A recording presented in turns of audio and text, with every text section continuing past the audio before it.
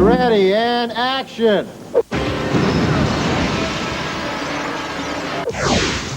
Peekaboo, I see you. I am short, fat, and ugly, and that's how I feel. Okay? Just get me to a hospital. A hospital?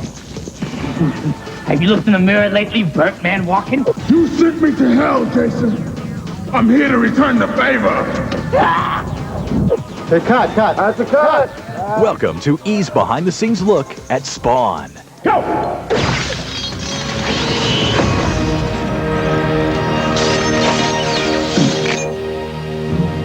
Not bad.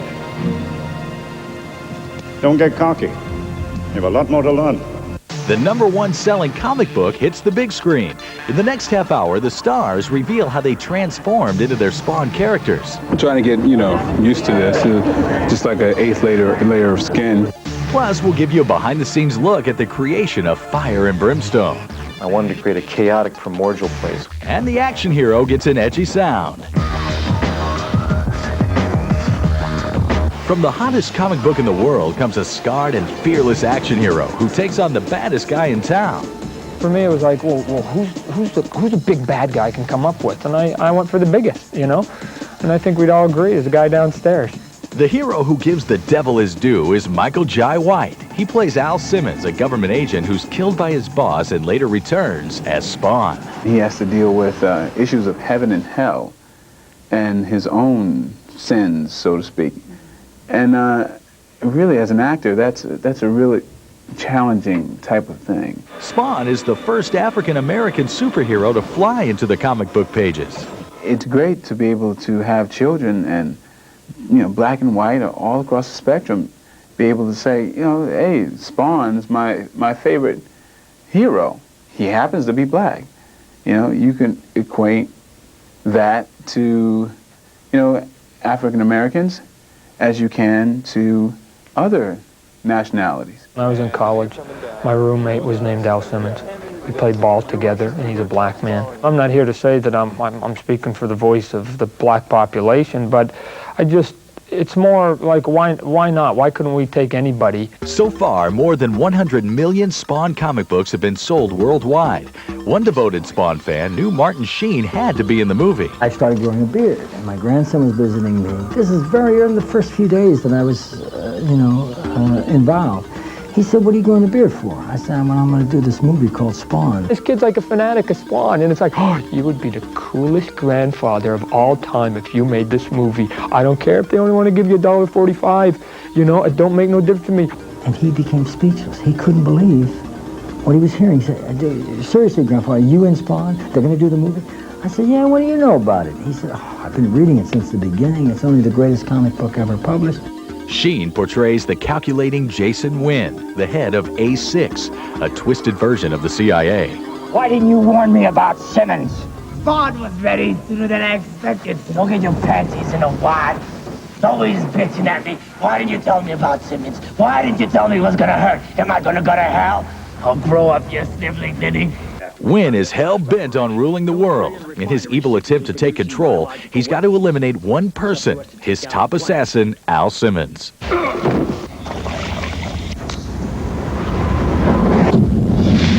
After being torched and sent to the fiery underworld, Simmons emerges as the disfigured Spawn. He's made a pact with the devil so he can return to Earth and see his beloved girlfriend. This character, being that has everything taken away from him, the woman he loves that he so wants to reunite with has married his best friend. He's incinerated, amnesiac, and that's where we begin. She feels that the presence of Spawn as well as something lurking over her. And he's literally made a deal with the devil to deliver him a soldier who could become the general of Hell's army. The person who is designated to become this general is called Spawn, Hellspawn. And the guy who's selected is my best friend, Al Simmons, who's the top killer for the A6. Spawn ultimately realizes that he wants to defend good, not evil. But one determined character is trying to lure him over to the bad side. So I'm trying to trick him. Come here, I'm going to help you out. I'll let you have Wanda. So we trick him and trick him and trick him, hoping he'll lead the armies, make him mad, make him commit one more vile crime so his soul will be ours. And that's my mission. John Leguizamo plays the devil's assistant, Clown. For Leguizamo, the role was even more demanding than playing a drag queen in Tu Wong Fu. That was painful enough with, you know, the gender benders and that's what they call them, actually. And the plucking and the waxing and the shaving and all the nonsense. This was even more horrifying. Horrifying because it took nearly 4 hours each day for both John Leguizamo and Michael Jai White to get into costume. I was 400 pounds, 4'11", 400 pounds, little man. Welcome to the Chubby Club. I had to get up at 4 a.m. in the morning, leave my house before any of the crew got there. My makeup artists were all like, okay, John, you ready to get up? I thought it would have cut me up or something. It entailed coming in earlier than everyone else and getting prosthetic makeup applied to me, well, glued to me, actually. See, I can make all the expressions. There are different changes in some of the outfits, but the inside is pretty much the same. Yeah, you're encased in the rubber, but the outside has some different details. I would fall asleep for 3.5 hours, and the only thing I had to do was help him put the head on, because it was like all cut up to the shoulder and my face would just stick out. Then I could go to sleep. There's like 6 pieces all together. They glue them together and then they glue it down to my body and then they glue the suit onto that. And then they would apply 3 prosthetic pieces, one that covered the forehead, one the nose in this area, the one over the lip, and they glued up to my eyeball. And then they would wake me up to put the contact lenses and the teeth, and then I had to go to another place to put on the fat suit. I had the attitude of just point me. I'll be there.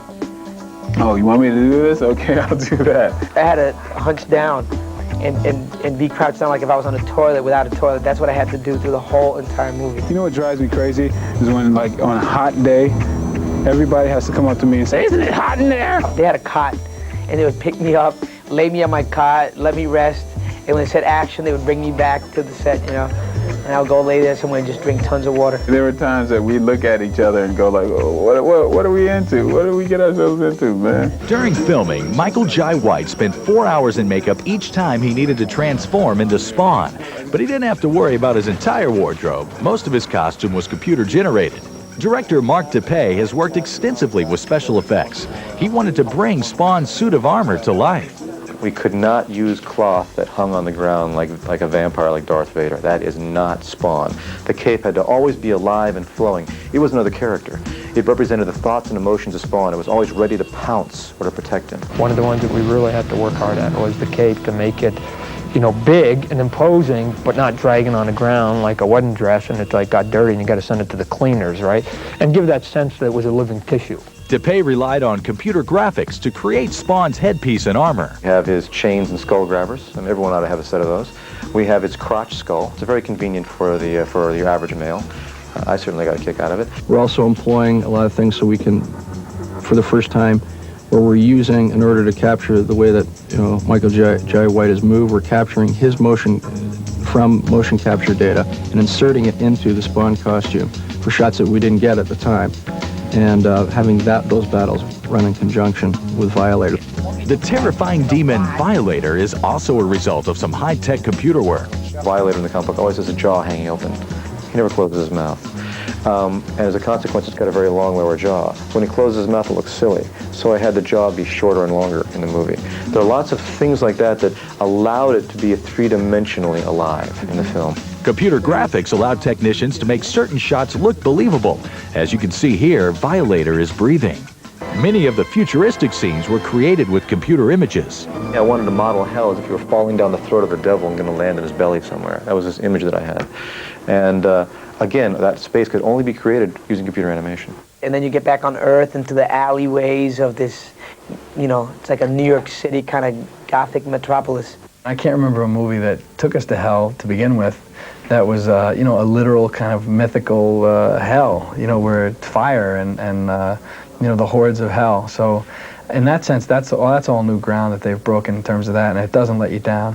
Director Mark DePay used a particular style of music to further enhance the dark feel of the film. My interest in music for this, and it's very much Spawn, is this industrial heavy metal style combined with a slightly futuristic edge of the electronic music, and that's the soundtrack we have.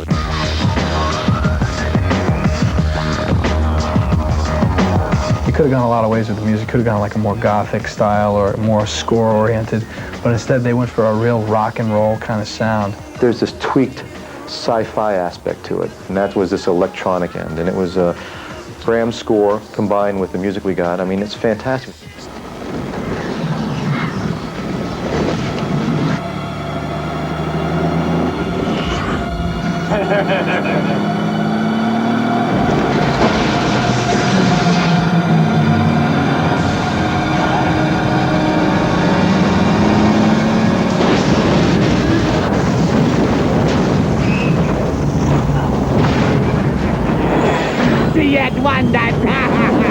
In Spawn, John Leguizamo had no trouble playing the role of clown.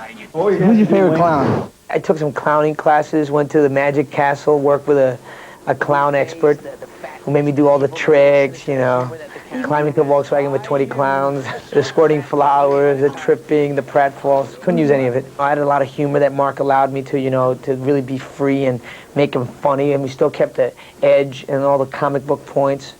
So, you know, so it was just like a great collaboration of elements. Fun! Does this look like playland to you? No. No, he killed Jessica. He damn near killed me. You say that like it's a bad thing. Well, here's the thing. Here's the thing.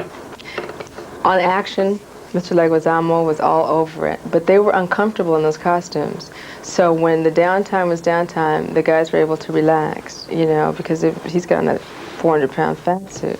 What a terrifying nightmare this set is. Frightening, aren't we? Scaring you, the wind, the rustling of the leaves, the graves, all adds up to a macabre evening. Welcome to John Leguizamo's horrifying nights. The clowning classes didn't help Leguizamo prepare for this scene, and computer animation didn't help either. These crawly creatures were alive and squirming. I hate anchovies. There were like 100 maggots. I only ate like 4 or 5 of them, so don't worry about it. Because I took a bite of it and I said, get that camera focused, do it, get it ready, because I'm only doing it once, okay? So I went in there, put it in my mouth, chewed a few bites, swallowed a few, ran it around the corner, and spit that whole thing out because it was so nasty. While John dined on some not-so-delicious delicacies, Martin Sheen kept the crew well-fed. Not only did he bring a sense of legitimacy to it, because again, you know, he'd been around the longest, but he's really the nicest guy you'd ever wanted. I mean, you know, I'd see him like getting like juice for like the technicians and the key grips, you know. Does anybody need some water or Snicker bars? And you know, and he was just one of the guys, right? And he was a good man about it. The Snickers bar on the set is worth a great deal, particularly in, you know, in the circumstances we were working in. Oh, laid back. Martin Sheen is an amazing man. I mean, it truly was a blessing to have each person that was a part of it there. Everybody brought their own spirit and energy. Background, action!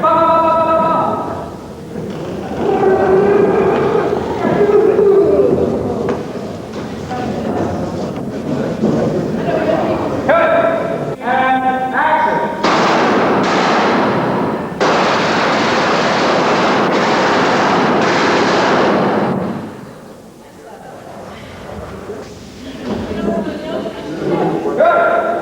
Ready, and action!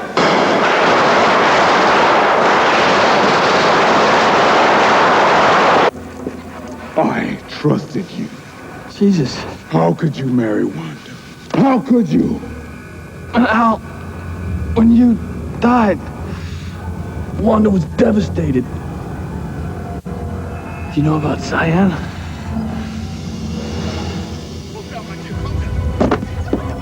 Time to die, Jason.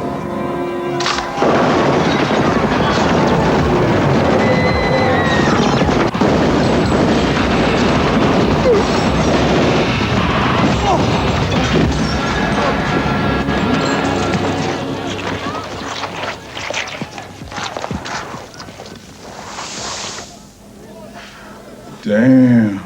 Try and do us like, you know, we're pals, like it's a Hallmark thing. Oh, okay, A little more of that. All right.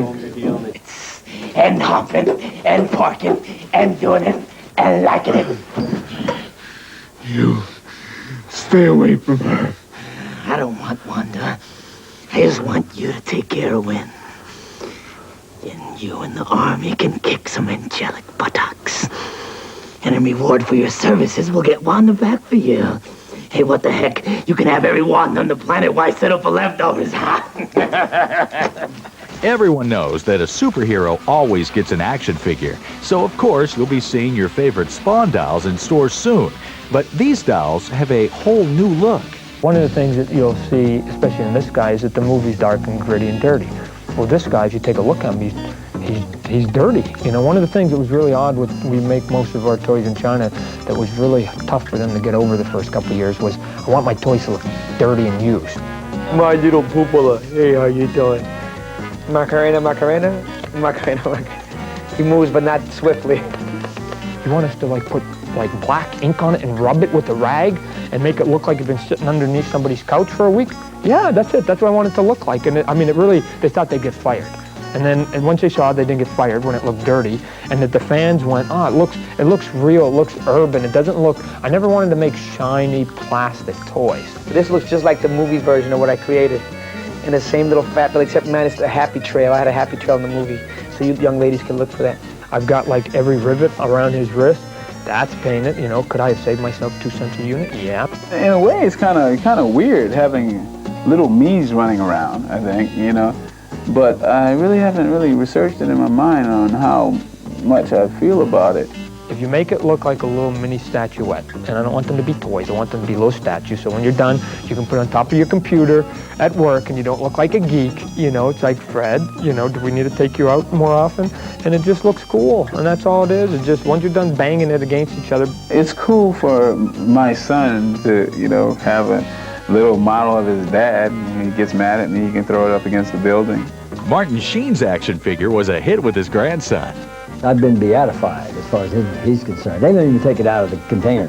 They sent me a little model of the head before it went to the sculptor. I mean, when they finished the sculpting and they wanted my approval, I thought, wow, it looked really striking. I guess I was a little pompous. I didn't want it appearing on toilet seats and you know, who knew what? You know, I didn't want it to be out of control. I just was embarrassed by it, you know. And he assured me that it would be done with great dignity and it would always stay in league with Spawn. It wouldn't be hurled out there and sold off to another company to make toilet seats or whatever I was concerned about, you know. And he assured me of that, and he's a man of his word, and I was very comfortable with it. Now, not every character qualifies to be an action figure. At least one member of the Spawn cast has been left in the lurch. I do not have one. It's a sore spot for me. I thought I was a lock to get one because I'm, you know, one of the main characters. But apparently there's not a big market for computer guys who wear tuxedos. Perhaps we're not gonna have words choosing you over me. Nobody makes choices for me. You've been working overtime for 5 years getting this planet ready for your arrival. A perfect marriage of destruction and death. And green flag. And action. So, Malvolio went right past me. His most brutal and loyal lieutenant picked you. You to be Spawn, General of Hell's Army. Whoa. So Malvolio skipped right past me. His most loyal and brutal lieutenant and picked you. You to be Spawn, General of Hell's Army. Woo! Come on, go. Set. Ready and action.